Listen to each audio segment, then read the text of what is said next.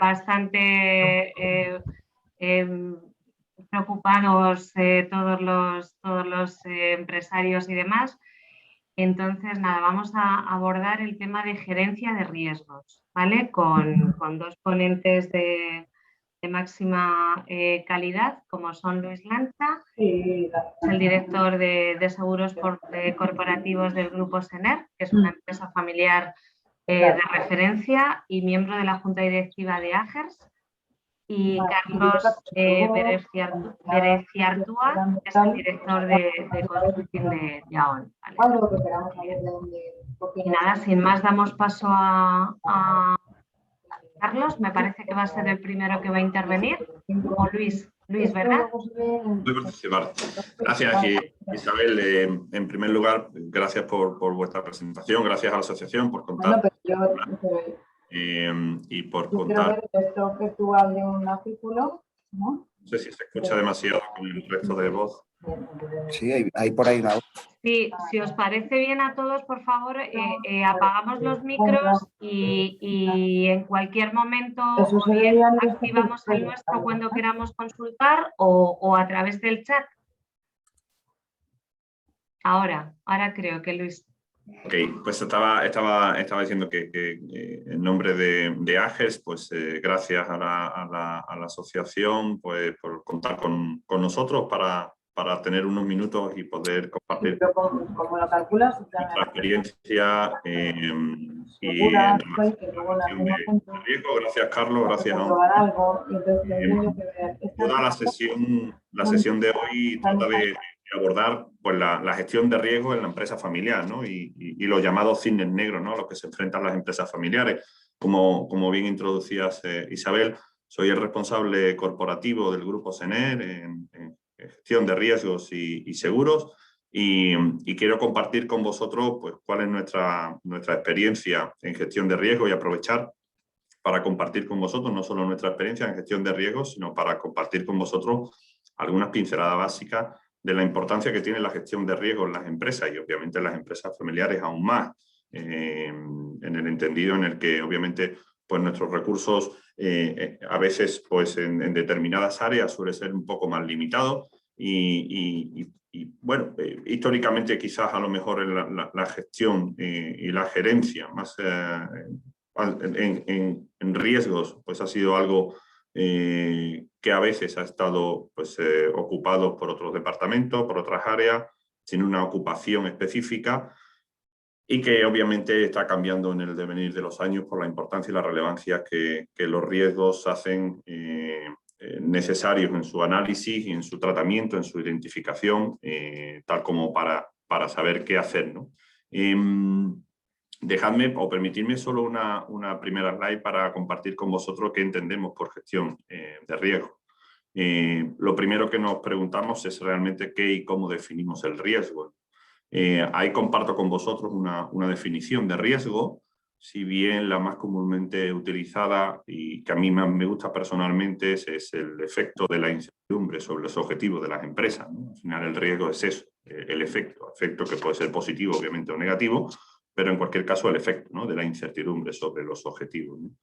Y una vez definido qué es el riesgo, pues obviamente directamente qué es la gestión del riesgo, ¿no? Y esa actividad no consiste ni más ni menos que en identificar, analizar y evaluar los riesgos de una organización, ¿no? Por lo tanto, todo aquello que se confiera en el conjunto de métodos, de herramientas para ese fin, pues es lo que conforma la gestión de riesgo, ¿no? Con lo cual, al final, lo que se trata con esta actividad, con esta gestión, es optimizar el impacto en los términos económicos, preservar y mantener los activos de la empresa, tanto materiales, personales como inmateriales, siempre ligados y unificados con la idea de unos objetivos.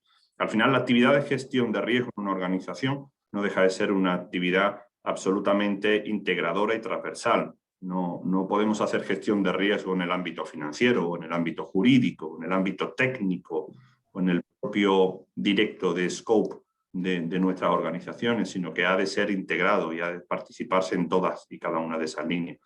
Una de las grandes suertes que tenemos en las personas que nos dedicamos a esta profesión es que tenemos una interrelación con diferentes partes de la organización o con todas las partes de la organización que nos permiten tener una visión muy amplia, ¿no? Yo quizá diría que visiones tan amplias pues, como puedan tener otros departamentos en las empresas familiares, casos de auditorías, casos de asesorías jurídicas, corporativas, etc. ¿De acuerdo?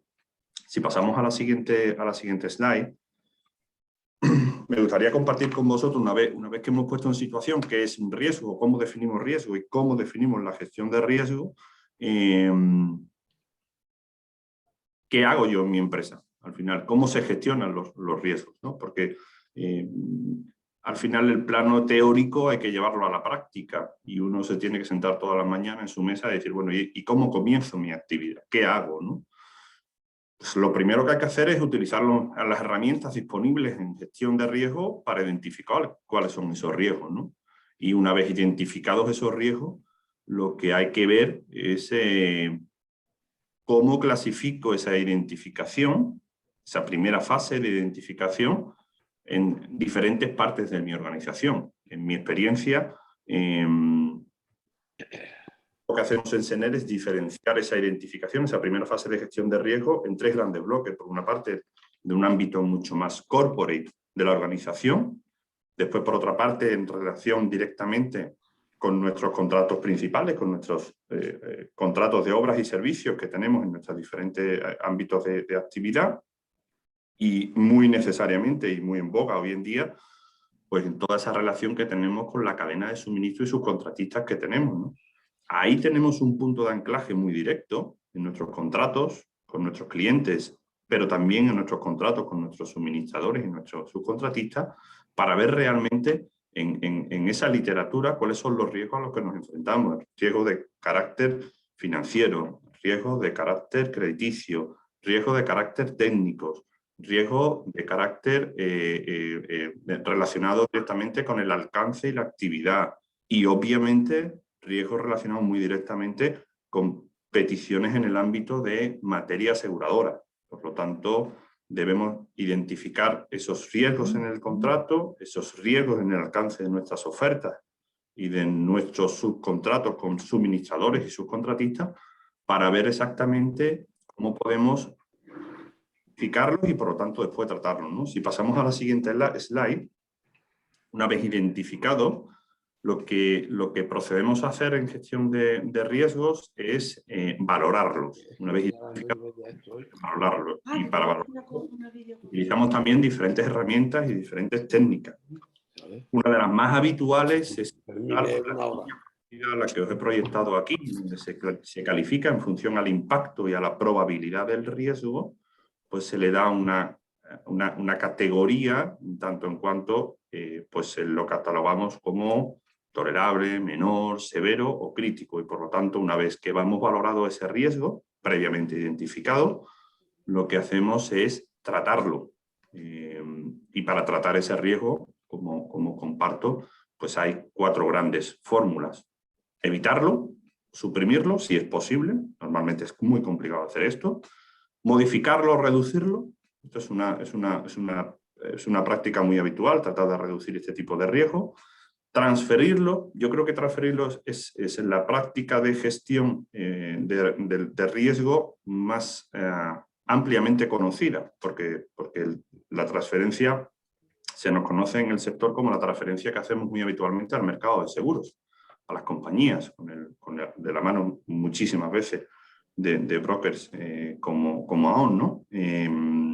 Pero no exclusivamente se transfiere el riesgo así, también podemos transferir el riesgo pues desde un contrato principal, con una serie de características y con una serie de requerimientos, a nuestra cadena de suministro, a nuestra cadena de subcontratistas, haciendo un back-to-back de condiciones, muy probablemente no completas, pero sí parciales, y por lo tanto es una manera de transferir riesgo.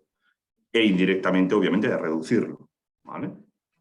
Y después también hay otra fórmula que es de tratamiento, que es la propia de aceptarlo, ¿vale? parece muy obvio, ¿no? El hecho de que estas sean las conclusiones de un tratamiento del riesgo, una vez identificado y valorado los riesgos que emanan de ámbito corporate, de responsabilidad social corporativa, de auditoría, de gestión de ámbito mucho más a lo mejor financiero o jurídico, nivel corporate.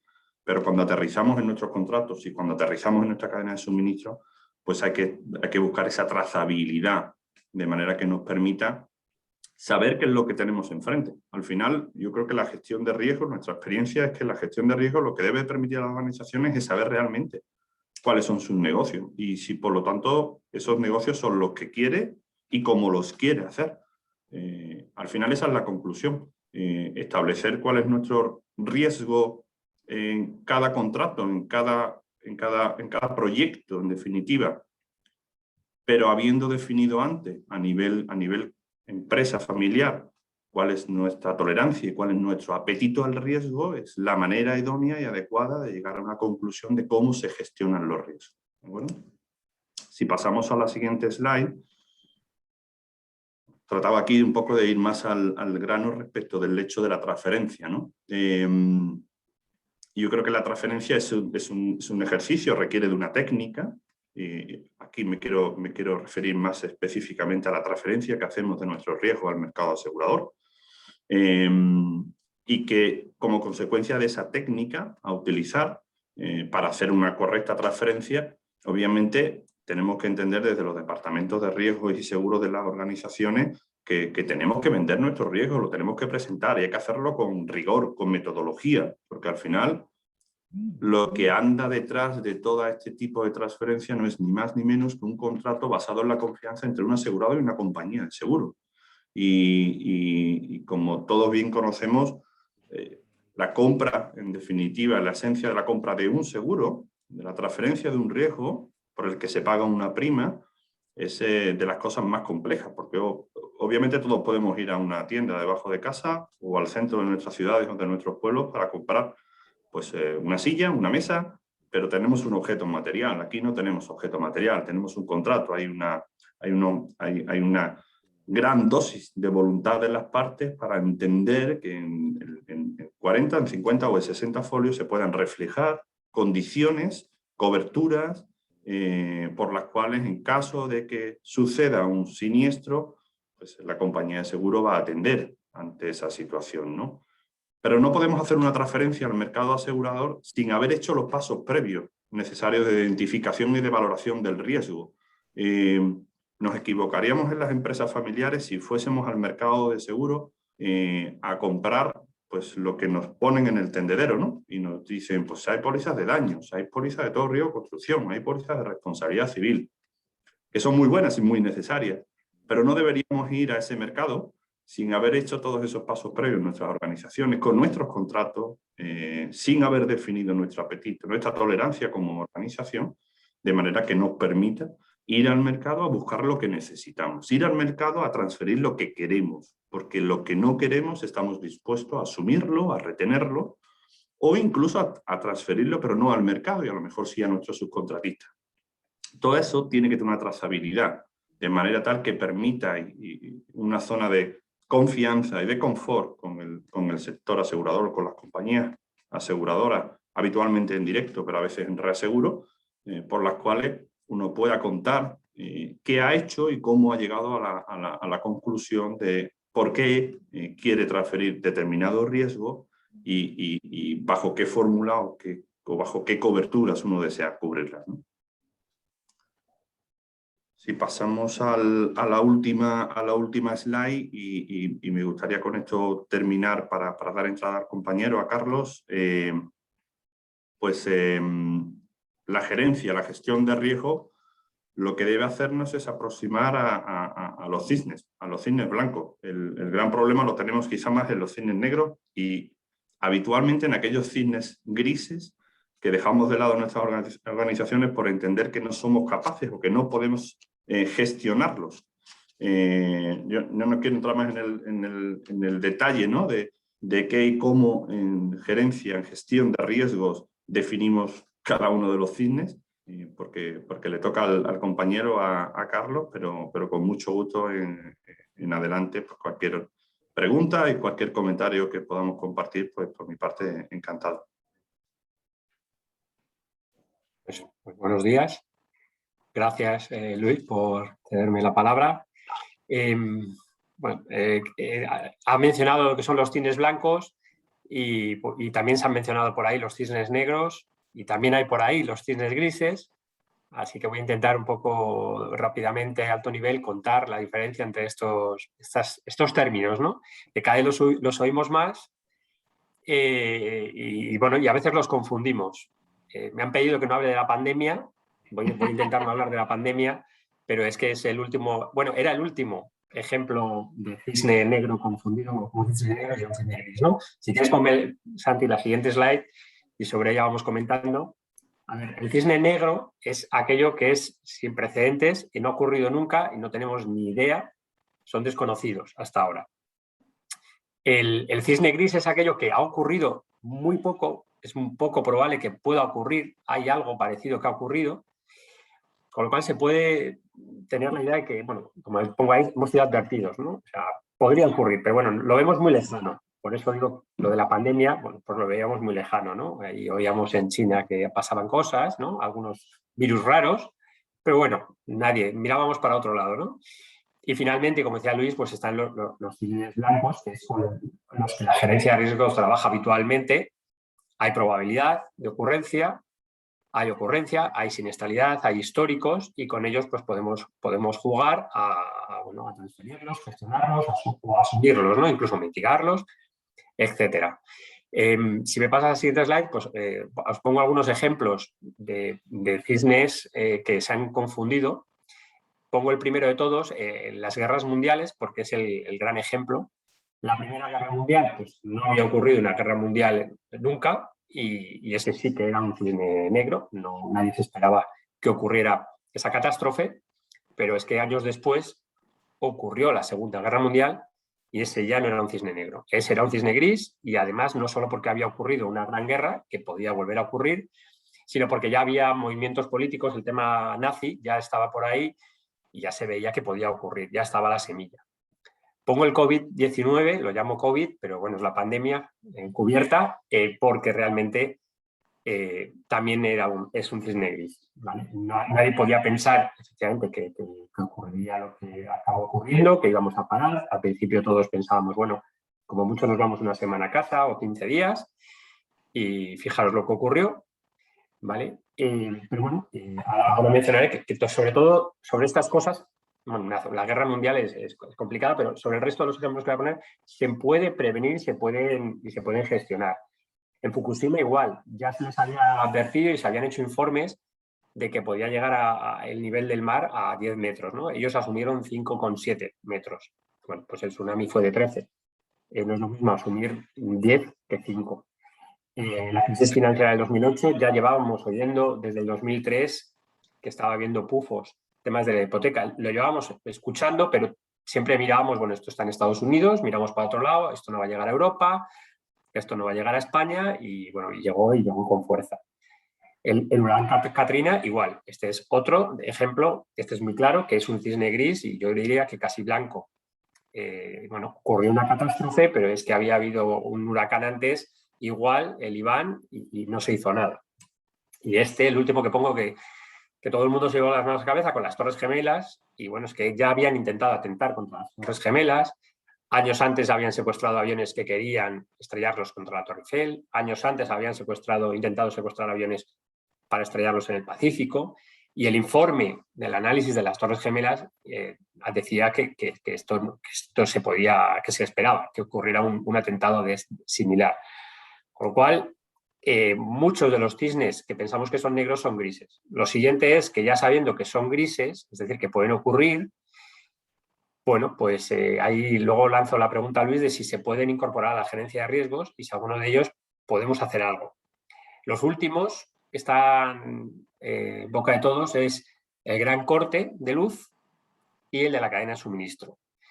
El del corte de luz, cuando me preguntan qué hacer, no lo sé. Yo puedo hablar sobre que hay antecedentes, que hay que para mí es un cisne gris. Ha habido ya varios apagones, está relacionado con ha habido varios podcasts, etcétera, reuniones, está todo muy relacionado. No sé si se puede llegar a prevenir el gran corte de luz a nivel mundial, pero no tenemos que pensar en ese gran corte de luz. Hay pequeños cortes de suministro sobre los que sí se puede trabajar. Y esto ya enlazaría con el tema de gestionar los proveedores, que también Luis ha mencionado, ¿no? El otro evento que está ocurriendo ahora es el de la cadena de suministro. Están incrementándose los precios, está relacionado con que no hay transporte, todo viene un poco, en parte, derivado de la pandemia, perdón que lo vuelva a decir, pero viene relacionado con la pandemia porque hubo un parón de transporte, se ha acumulado, ha habido un cuello de botella, unido que han incrementado los precios y demás. Mitigarlo o prevenirlo desde una empresa es difícil, este gran parón, pero sí que trabajar con nuestros proveedores críticos, se puede. No menciono ya la parte del mercado asegurador, que está empezando, pero sí que se puede hacer consultoría con respecto a los proveedores. Si quieres, pásame a la siguiente slide. Con los cisnes negros, bueno, pues lo habitual, como no sabemos lo que se puede hacer es pues cubrir el riesgo y limitar nuestra exposición si es que sabemos que va a ocurrir, o limitar cierta exposición a actividades que dices, bueno, no ha ocurrido nunca nada, es un cisne negro, no sé lo que puede ocurrir, dejo de hacerlo. El cisne gris, bueno, paso al cisne blanco. El cisne blanco, como he dicho, es el que es habitual, con lo cual ahí sí que debemos de trabajar en la gerencia de riesgo. Tenemos histórico y no es mirar para otro lado o simplemente comprar un seguro y olvidarme. No, hay que comprar el seguro, pero además, como ha estado comentando Luis, hay que analizar ese riesgo, qué probabilidad, qué impacto tengo, qué medidas de seguridad tengo yo para gestionarlo, para mitigarlo, qué controles, y si se salen de mi espacio, es decir, si dependo de terceros, ¿no? Siempre pongo el ejemplo del proveedor.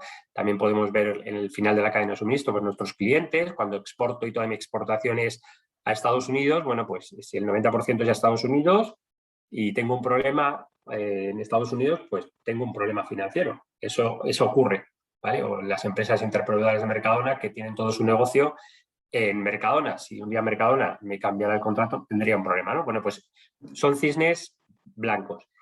Y cisnes grises, bueno, pues ahí lo voy a mencionar en el siguiente slide, es el coste de oportunidad. Es decir, ¿qué hacer, no? Sé que pueden ocurrir, hay algunos que ocurren tan poco que bueno, pues no voy a hacer nada. O el coste de hacer algo es tan alto que, bueno, Luis, pues el presupuesto que tenéis para gestionar riesgos es muy limitado, con lo cual no podemos hacer consultoría sobre todos los cisnes grises, pues porque no hay capacidad.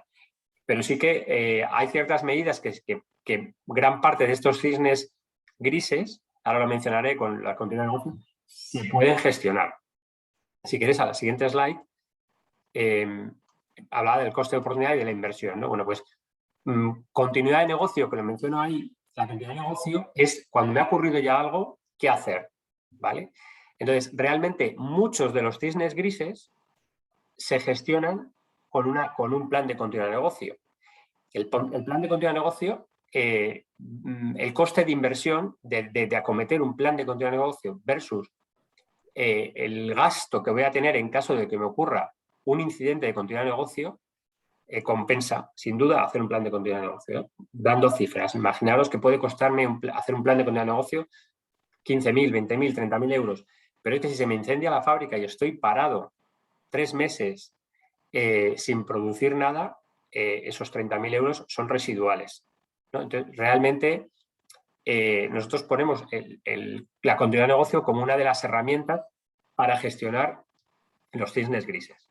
Muchos de los cisnes grises. ¿Y por qué lo digo, como he dicho antes? Porque no es tanto el mirar la causa, ya ha ocurrido, me da igual, entre comillas, si es un incendio, si es una inundación, si es un corte de suministro, si es un ciberataque, es que me ha parado esa máquina y ahora ¿qué hago? Y ese es el trabajar en continuidad de negocio. Hablo de continuidad de negocio, no el plan de continuidad de negocio al uso como lo conocemos hasta ahora. Si pasas a la siguiente slide, Santi. ya enlazo con que la mayoría de las empresas no tienen planes de continuidad de negocio, lo que tienen es planes de emergencia, es decir, ocurre un incidente, un incendio, en oficinas es muy habitual, lo del casco amarillo, el chaleco amarillo y todos le seguimos para evacuar el edificio.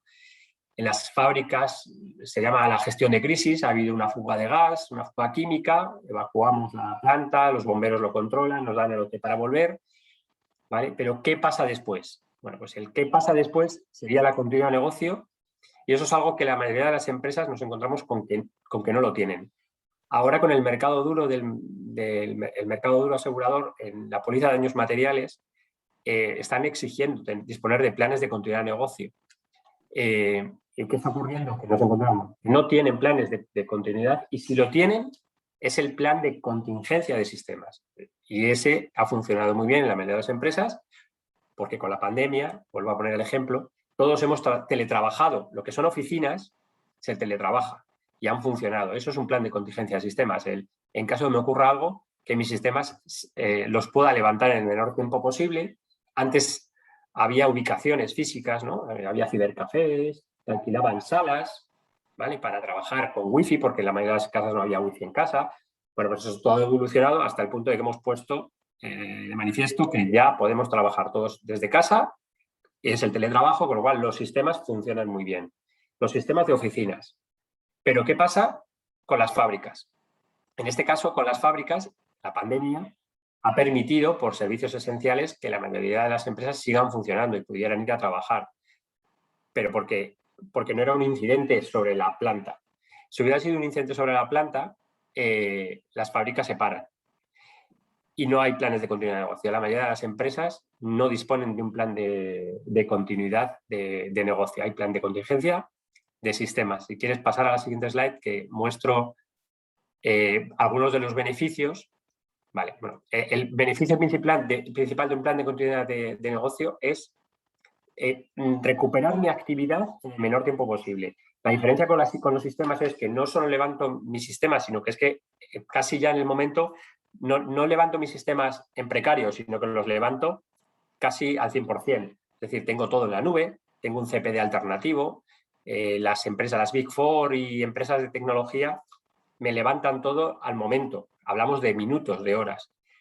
En industria se trata de continuar la actividad, la posible actividad en el menor tiempo posible, pero no voy a recuperar mi actividad normal en semanas, meses y muchos meses. Plantearos en una fábrica, siempre pongo el ejemplo de la caldera, ¿no? La caldera es como de la infraestructura más grande que suele haber en algunas de las industrias que visitamos. O la depuradora, ¿no? Que no es solo un estanque con agua, veis que hay unos bichitos que van renovando, bueno, pues todo eso tiene su tiempo. Montar una depuradora o una caldera que me viene de Alemania montada, a lo mejor son 3 meses. Hasta dentro de 3 meses, si no tengo caldera, no produzco. Bueno, pues ese es el gran problema de las empresas. Y la continuidad de negocio lo que se trata es de intentar continuar mientras no tengo esa caldera. Creo que he puesto el peor ejemplo porque no hay 2 calderas normalmente, pero si no tengo ese activo, ¿cómo puedo continuar? Ese activo o ese proveedor o ese perfil de personas o esa infraestructura, etcétera, ¿no? Y ese es el objetivo de un plan de continuidad de negocio. Luego hay otros beneficios como es competitivo, imagen reputacional, el decir, oye, mira, somos una empresa sólida y hemos continuado la actividad. Hay ejemplos de empresas que lo han hecho muy bien, ocurrió un incendio, no voy a poner nombres, ocurre un incendio y se ve que recuperan la actividad y dan mensajes, que es otra parte del plan de continuidad de negocio, los mensajes de comunicación, transmitiendo tranquilidad no solo a los clientes, a los proveedores, porque si yo dejo de fabricar, mis proveedores tienen que vender y se lo van a vender a otro y voy perdiendo proveedores, voy perdiendo clientes y la bola se va haciendo cada vez más grande. Vuelvo al ejemplo, vuelvo a lo que os decía antes. El coste de invertir en elaborar un plan de continuidad versus lo que voy a llegar a perder, y la póliza te cubre daños, te cubre una pérdida de beneficio, pero todo lo que está alrededor, eso no te lo cubre. Todo el daño reputacional, pérdida de clientes, proveedores, etcétera, eso no se cubre. Pásame a la siguiente slide, que ya es muy visual de lo que realmente debería de cubrir un plan de continuidad de negocio. Veis que ahí, bueno, no sé si se ve, pero cubre todo. Es decir, no puedo hacer un plan de continuidad de negocio focalizado en daños o en cyber, o en determinadas personas, no, es mirar la empresa entera y sobre ello ver cuál es lo más crítico y ver si tengo un plan B. He puesto algunos ejemplos, voy a poner ejemplos no de la caldera. Hay determinadas máquinas que son cuellos de botella y no son complicadas de tener una máquina alternativa, o es que a lo mejor la tengo, pero no la tengo identificada, o identificar quién me podría dar esa máquina alternativa o cómo la puedo llegar a arreglar. No siempre es una catástrofe total de esa máquina. Tengo algunas empresas con las que estamos trabajando que ya hacen piezas en 3D, ¿no? Ya lo tienen preparado. Proveedores, que es el ejemplo que os ponía al principio, que está pasando un cuello de botella en los proveedores. Bueno, pues en mi mundo, en mi micromundo de mi empresa, tengo que ver cuáles son mis proveedores críticos. A lo mejor vosotros tenéis músculo suficiente para aguantar, pero muchos de los proveedores con los que trabajáis no tienen ese músculo. Entonces, se trata de ver cuáles son mis proveedores críticos y de esos que son proveedores críticos, analizarlos para ver qué pasaría si tengo un problema y ver cómo están ellos preparados. Buscar alternativas. Con temas como cuando empezaba la pandemia, teníamos fábricas en China y en México de la misma empresa. Bueno, pues los de México estaban viendo como, oye, que en China está pasando, ¿qué creéis que va a pasar aquí? Bueno, pues, al final llegó un mes después, pero les dio tiempo para prepararse, para coger materias primas, input. El ejemplo de la pandemia ya lo dejo, pero bueno, hay otros temas que pueden impactar en el proveedor. La crisis financiera hizo que pequeñas empresas desaparecieran. Un problema muy habitual que nos encontramos, enlaza con cyber, siempre decimos, bueno, es un ataque informático, ¿no? Es que a lo mejor es un fallo informático. ¿Cuál es el fallo informático? Muchos de los sistemas de nuestras fábricas los mantiene un proveedor, que no es el proveedor fabricante, es un proveedor local que me viene con un ordenador y me da el mantenimiento a esa máquina. Si ese proveedor desaparece, como puede ser fácil con una crisis financiera, tengo un problema porque nadie sabe sobre esa máquina. Se me queda obsoleta esa máquina y tengo que empezar a pensar cómo comprar una máquina e integrarla en toda la cadena, que eso no es nada fácil. Entonces, ya no me enrollo más con la continuidad de negocio, sí que deciros que gracias a la continuidad de negocio se pueden mitigar gran parte o parte de los cisnes grises. Si queréis pasar a la siguiente slide y ya con esto he terminado para que haya debate y preguntas. Muchas gracias. Muchísimas gracias, Carlos. Santi, no sé si quieres aportar algo tú.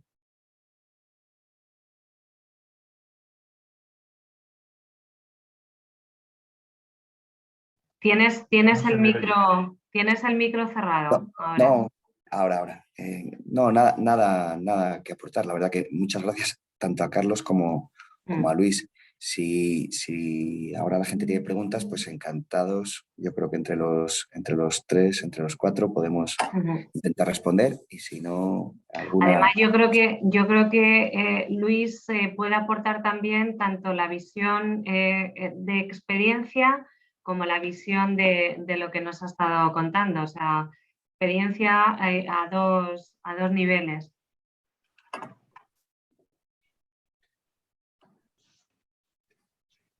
Si no pregunta a nadie, yo sí que un poco lo que ha contado Carlos de lo que es un plan de continuidad de negocio, si Luis, que entiendo que en Sener tendrán un plan de continuidad de negocio, si Luis nos puede contar un poco cómo lo aplica eso en su día a día en la gerencia de riesgos.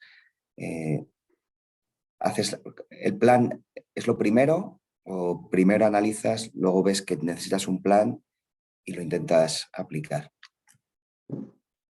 Bueno, yo creo que necesariamente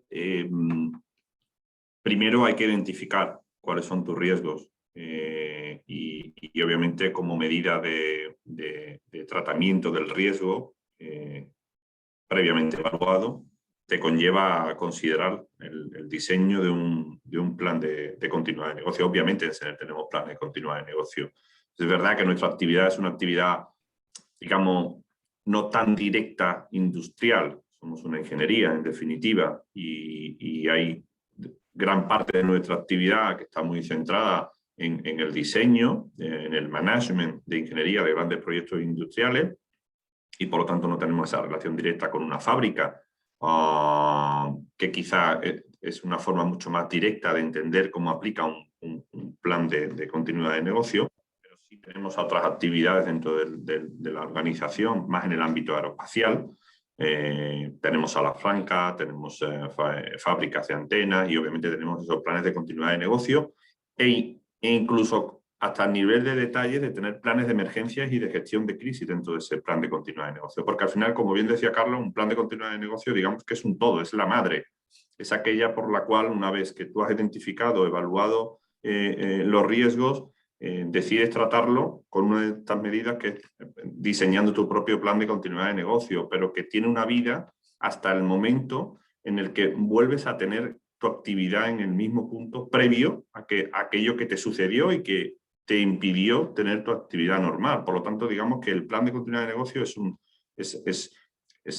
permitidme la expresión, es el libro gordo de Petete. Es el libro gordo donde viene absolutamente todo. Y de ahí tienen que emanar planes de emergencias y planes de gestión de crisis para casos concretos. Y eso después hay que llevarlo a cada una de tus unidades de negocio, porque no a todas y de la misma forma se afectan, ¿no? Déjame poneros un ejemplo incluso, ¿no? Pecamos muchas veces de pensar solo en cómo puede actuar un plan de emergencia, una gestión de crisis dentro de tu plan de continuidad de negocio, cuando hablamos del COVID, de la pandemia, o hablamos de la cadena de suministro con todo el tema que está provocando ahora el tema de los chips, ¿no? en la industria, ¿no? Pero sucedió algo hace muy poquito, ¿no? En el tema de Filomena, ¿no? En Filomena, nosotros en Sener, que tenemos en Tres Cantos nuestra sede en Madrid, no nuestra sede oficial y fiscal, que la tenemos en Guecho, pero sí amplias instalaciones aquí en el PTM de Tres Cantos. Claro, con Filomena tuvimos un problema y tuvimos durante semanas, bien sea porque no se podía acceder a nuestras instalaciones aquí en Tres Cantos o simplemente porque nuestros compañeros no podían salir de sus viviendas, hubo que organizarse para seguir trabajando y por lo tanto había que poner en marcha un plan de gestión de crisis. Incluso en ese diseño de tu modelo, de tu plan de continuidad de negocio y concretamente de gestión de crisis, la semana previa a Filomena en Madrid escuchábamos que iba a haber una gran nevada. Por lo tanto, lo que había que hacer desde el principio es notificar a toda la organización y utilizar las herramientas y la intranet para decir, oye, señores, tengan al menos organizados el llevarse sus ordenadores portátiles o tengan por lo menos hablado durante media hora con sus equipos de trabajo por si la semana que viene pues hay algún contratiempo y no se puede venir a las instalaciones, ¿no? Y aquello funcionó. Pero si no se tiene bien estudiado, no se tiene bien analizado y escrito en un plan de continuidad de negocio, porque en estas cosas, una vez que uno diseña el plan de continuidad de negocio, cuando sucede realmente algo y hay que tirar de ese libro, lo que hay que hacer es lo que previamente se ha analizado, se ha estudiado, se ha consensuado en la organización que íbamos a hacer. Y hay que ir a ese libro y decir, pues, ¿qué hacemos? ¿Cuáles son los pasos? Etcétera, ¿no? No sé si con ese contexto... pero obviamente sí, plan de continuidad es necesario. Obviamente sí, porque es un libro maestro, es el libro que te confiere a todo el ámbito de tu actividad, pero que eso después tiene que emanar en planes de emergencia, en planes de gestión de crisis e incluso diferenciados por cada una de tus unidades de negocio. Nuestras unidades de negocio van desde el ámbito de energía, aeroespacial, infraestructura de transporte, etcétera, etcétera, ¿no? Entonces, por lo tanto, hay que ir a ese detalle, ¿vale? Y Luis, una pregunta. Bueno, ahora te haré otra que hay en el chat. Según estás diciendo, hay que tenerlo por escrito, ¿verdad? O sea, siempre. Nunca hay que dejar a la improvisación. Hay que sentarse con la organización, con la estructura que tú consideres. En el momento en el que ya tengas claro que hay una información que te puede afectar en el sentido, lo que estás hablando tú de Filomena, que tanto en Madrid como aquí, por ejemplo, en la provincia de Toledo, fue brutal, habría que tenerlo previsto y habría que tenerlo por escrito. Incluso para hay que todo el mundo tuviera constancia de esto. Incluso por ir al detalle, Isabel, ¿no? Y compartir. Incluso hay que dejar escrito que dado esa situación, pues una de las primerísimas medidas que hay que hacer es abrir el grupo de WhatsApp que está escrito de personas de la organización que tienen que hacer la primera reunión de gestión de crisis, ¿no? Hay que dejarlo todo escrito, porque al final es la única forma en la que podemos empezar a actuar ante un hecho imprevisible que afecta al negocio, pero que no deja de haberse escrito previo consenso y previo análisis y tratamiento con la organización, ¿vale? Hay que saber quién tiene que participar y cuándo, a qué departamentos hay que involucrar, todo eso hay que pensarlo. Quiero con ello decir, Isabel, entonces, que el plan de continuidad de negocio es este libro gordo de Petete, un libro tan impresionantemente amplio que casi no cabría en una habitación. Pues no, porque es humanamente imposible en absolutamente todos los escenarios posibles y potenciales que pudieran suceder. Pero hay una gran diferencia entre no hacer nada y no tener plan de continuidad de negocio y tener un plan de continuidad de negocio. Por cierto, plan de continuidad de negocio que una vez realizado no podemos editar en una buena biblioteca de la organización. Lo digo por figurarnos más físicamente, claro, no pensar claro. telemáticamente, sino que cada año o cada 2 años hay que revisarlo, pero hay que revisarlo en función a cómo va cambiando el negocio. ¿Vale? Enlazando un poco con lo que has preguntado y lo que ha dicho Luis, realmente un plan de continuidad de negocio es poner por escrito de manera ordenada algo que en teoría se sabe, ¿no? Muchas veces vamos a las empresas y me dicen, no, yo tengo claro lo que hay que hacer. En el sector servicios, oficinas, es más sencillo, ¿no? El governance, que es lo que está comentando Luis, ese governance de quién tiene que hacer qué, el llamar es relativamente más sencillo y, como ha dicho, y con el portátil y los sistemas levantados, me voy a casa y trabajo. Pero en la industria, después de montar ese grupo de WhatsApp y llamar a todo el mundo, que en el plan de crisis más o menos lo tienen recogido, cuando hacemos el plan de continuidad de negocio, afloran tal cantidad de puntos, cuellos de botella, que es lo que se alarga en los planes de continuidad de negocio. Cuando hacemos el plan de continuidad de negocio, dices, bueno, y ahora pongo en marcha las estrategias de recuperación. Muchos planes de continuidad de negocio, yo tengo la gorra de hacer planes y de revisar planes. Cuando reviso planes digo, está muy bien el plan, el documento es perfecto, maravilloso, puro de la ISO, y dice, puesta en marcha de los planes de recuperación. Pero es que ahí es, ¿qué hago si me falla esta máquina? No hay nada. Ese es el problema, es que aflora que hay máquinas obsoletas, que el de ingeniería o el de mantenimiento me dice, es que como se rompa esta pieza, tenemos un problema.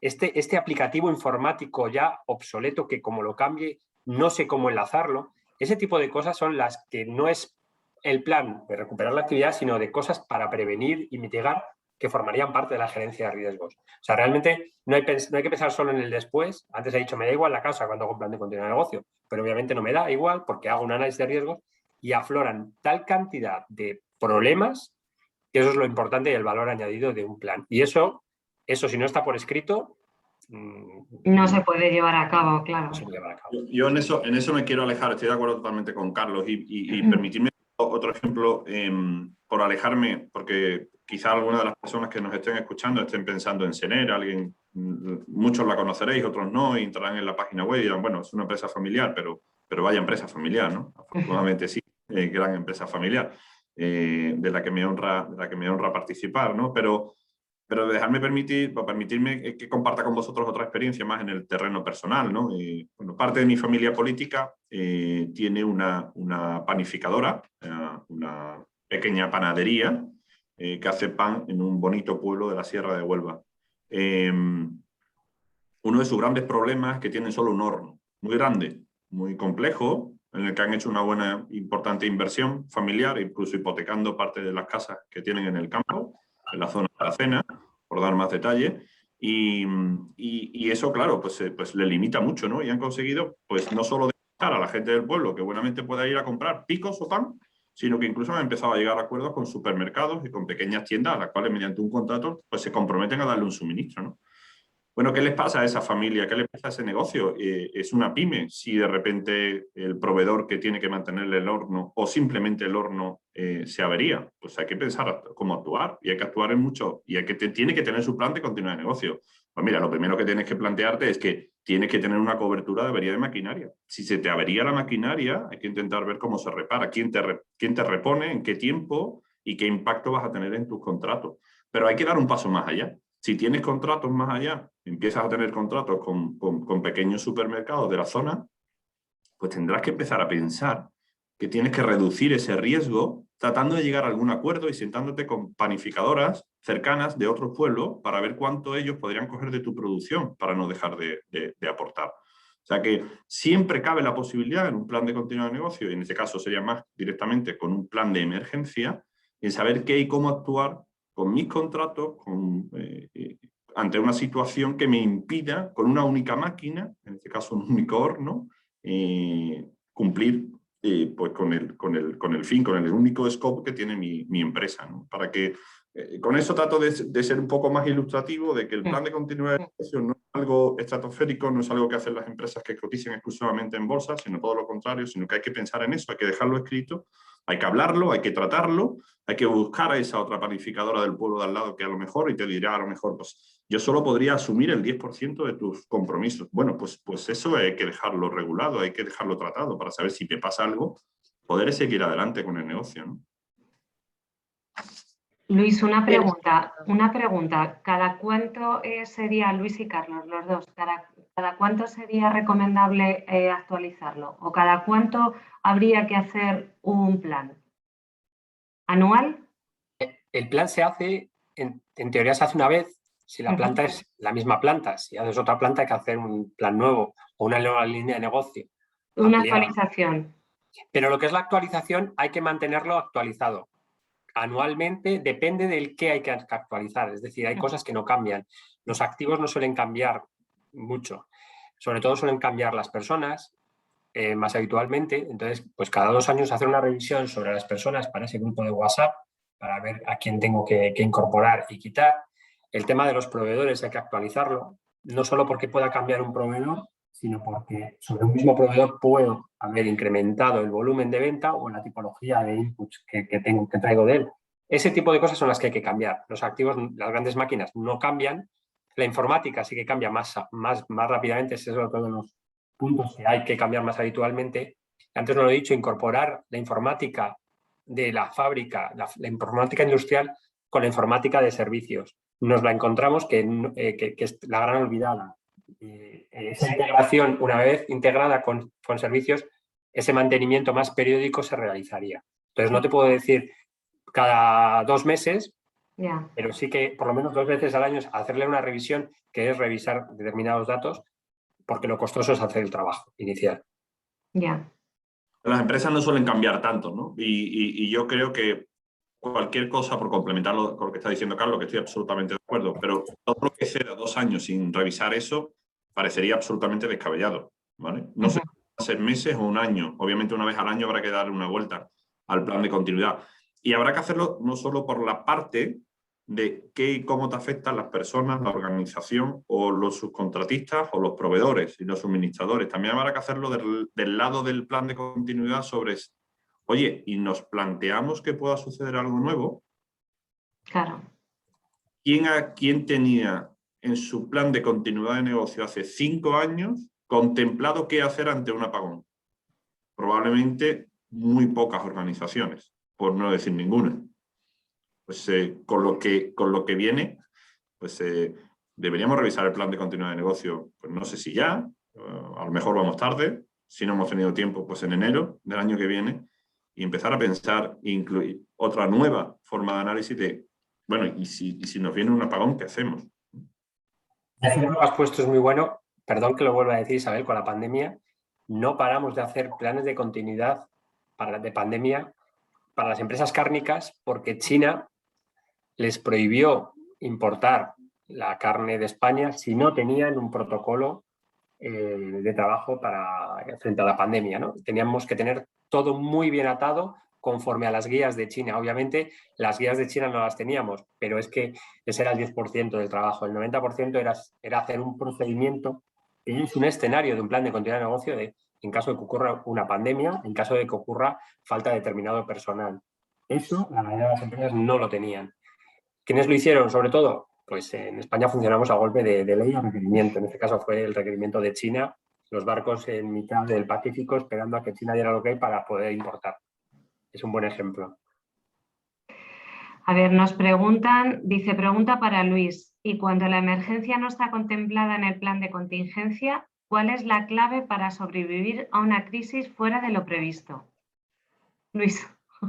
Cuando no está contemplado en el plan de contingencia, en el plan de continuidad de negocio, pues obviamente no puedes hacer nada. Si nos cae un meteorito mañana en gran parte de España y nos deja sin esa posibilidad de haberlo analizado o haberlo contemplado, digamos que yo, tal como identifico esa pregunta, y por hacer un símil, casi me iría al cine más negro posible de los que Carlos ha pintado. Entonces, claro, esto consiste en hacer planes de continuidad de negocio para los grises, o incluso para aquellos que son negros, pero bueno, digamos que clarean un poco, ¿no?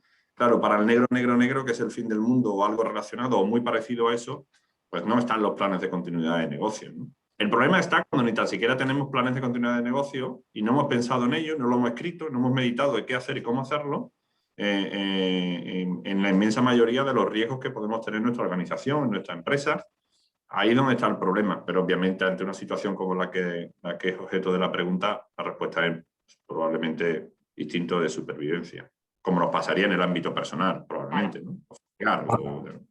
Para añadir un comentario, siempre cuando hacemos un plan de continuidad de negocio les digo que no se pongan en lo peor, es decir, que la fábrica desaparece, porque si la fábrica desaparece, la única solución es montarla de cero. Pero para todo lo demás, como he dicho antes, es hacer una foto de todo lo que es la planta y ver cuál sería el plan B de cada cosa. Entonces, a la pregunta, salvo que caiga un meteorito que obviamente desaparece la planta o un gran incendio que desaparece la planta, generalmente la mayoría de las, me da igual las causas, vuelvo a lo mismo, me da igual las causas, relativamente, porque lo que hacen es que me paran algo, me deja inoperativo un activo, una persona o un proveedor, y eso sí que ya lo tiene contemplado un plan de continuidad de negocio.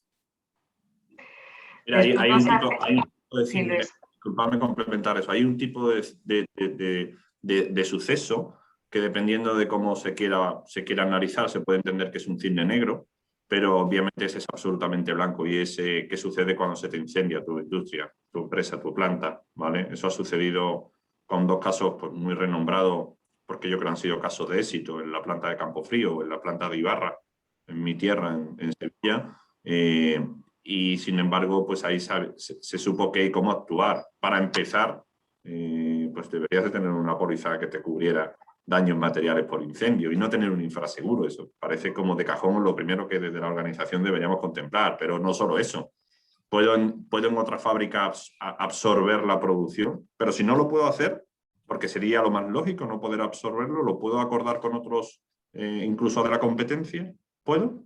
¿Alguien se lo ha planteado? Hemos llamado por teléfono, hemos tratado de tener una reunión, pero voy más allá.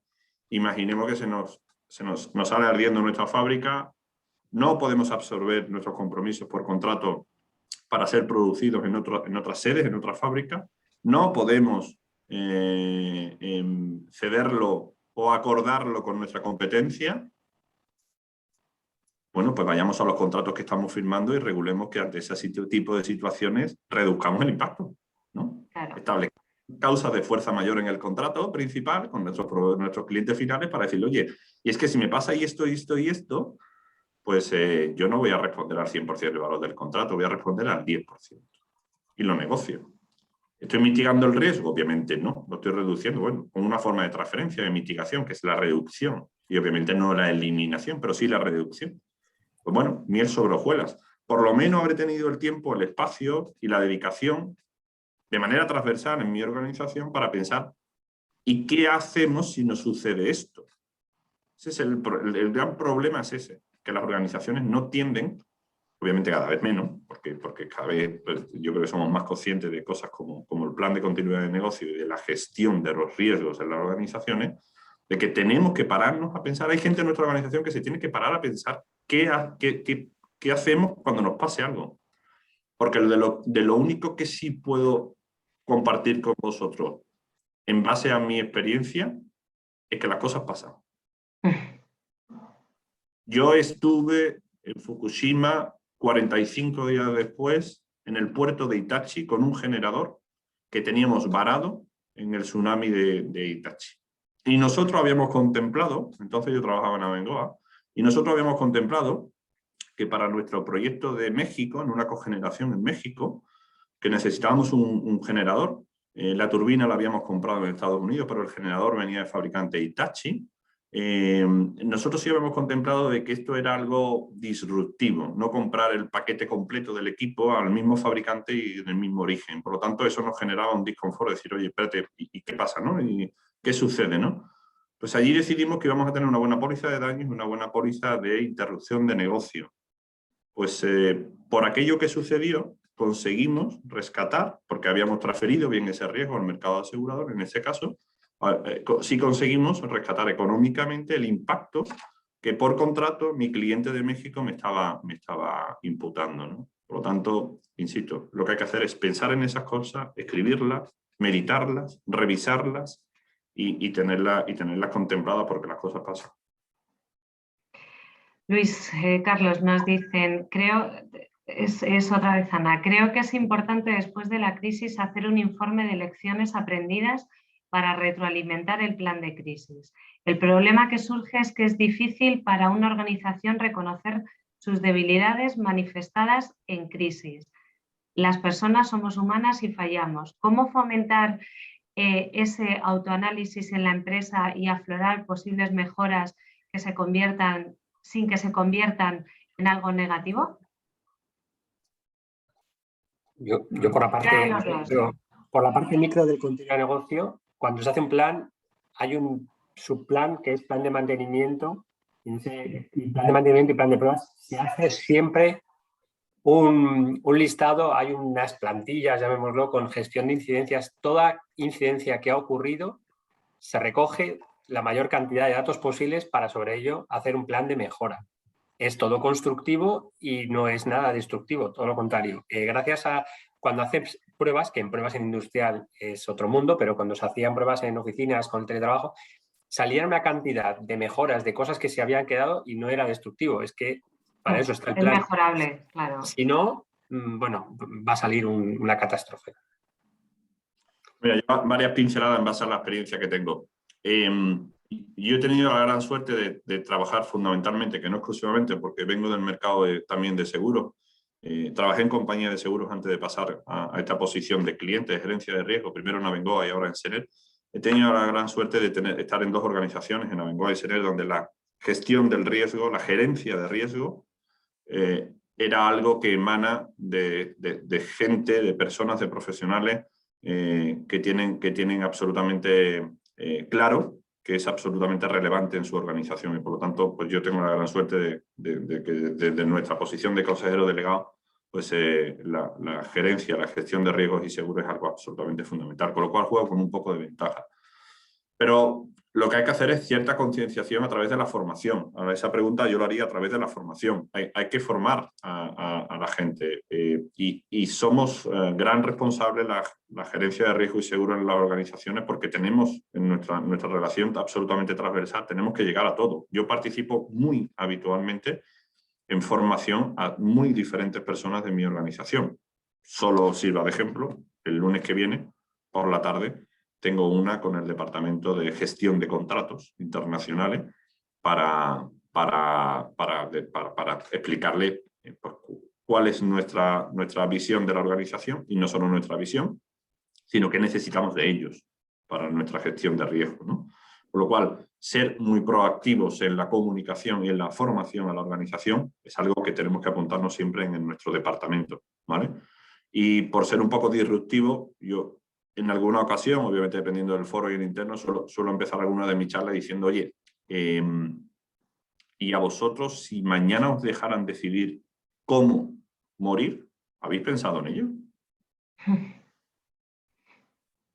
Yo lo tengo claro.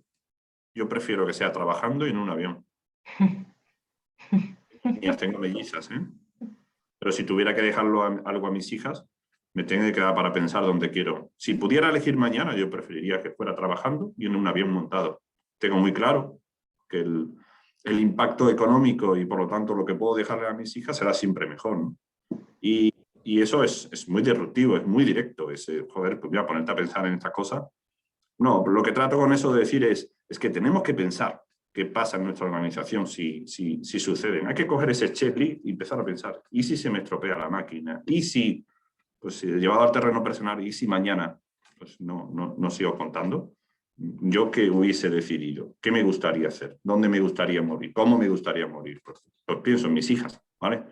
Es un capricho, pero pienso en mis hijas. Entonces, en la organización, que nos están pagando por venir una serie de horas a trabajar o hacerlo en remoto, tendremos que pensar qué hacemos, ¿no?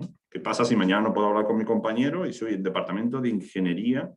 Aquí tenemos ingenieros de canales y de viaductos. Ahora tenemos un proyecto de viaducto muy chulo que estamos ofertando y es un equipo potente de ingenieros que tienen que estar juntos y que necesitan conversar y tratar y ver cómo vamos a enfocar esa oferta. Bueno, y si mañana no pueden estar juntos, tendremos que pensar en la organización como... Tendrán que tener recursos necesarios para poder seguir adelante, ¿no? Para defender por nuestra posición, ¿no? Dentro del negocio. Hay que pensar en todo eso. Hay que pensar en todo eso. Y a la pregunta en concreto, por añadir a lo de Carlos, yo creo que somos responsables de dar mucha formación e información en nuestra organización. Totalmente. Nos pregunta Gonzalo, que bueno, ya lo hemos comentado, ¿con qué periodicidad actuarías el plan de contingencia?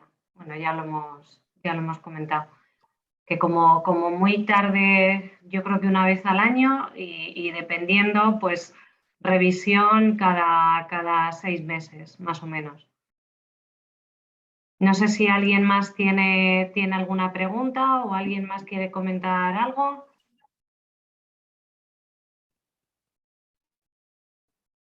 ¿Damos por finalizado? Santiago, Santi. Sí, yo creo que sí. Muchísimas gracias a todos. Muchísimas Y en especial gracias. a Carlos y a Luis. Un lujo contar con vosotros y un lujo que contéis experiencias muy claras, que yo creo que lo que hacen es aterrizar y poner el foco en cuestiones que son importantes y que hay que tenerlas previstas. Muchísimas gracias. Nada, muchas gracias por contar con nosotros, con Ángel, en esta sesión y nada, espero que hayamos levantado la mínima inquietud en las empresas como para que se piense que la gestión de riesgos es algo absolutamente necesario en las organizaciones, sin duda. Efectivamente, yo creo que eso es lo importante. Muchas gracias por invitarme. Muchas gracias por invitarme a contar conmigo y encantadísimo de volver a asistir a algún evento. Voy a mandaros a todos las 2 presentaciones. Pondré vuestros contactos de Santi, de Carlos y de Agers también para cualquier consulta y cualquier cuestión que tengáis que los asociados, porque además lo voy a remitir a todos, que queráis hacer ya más internamente o más directamente. Y nada, muchísimas gracias. Muchísimas gracias a todos. Gracias. Hasta luego. Hasta luego. Buen día. Adiós. Gracias.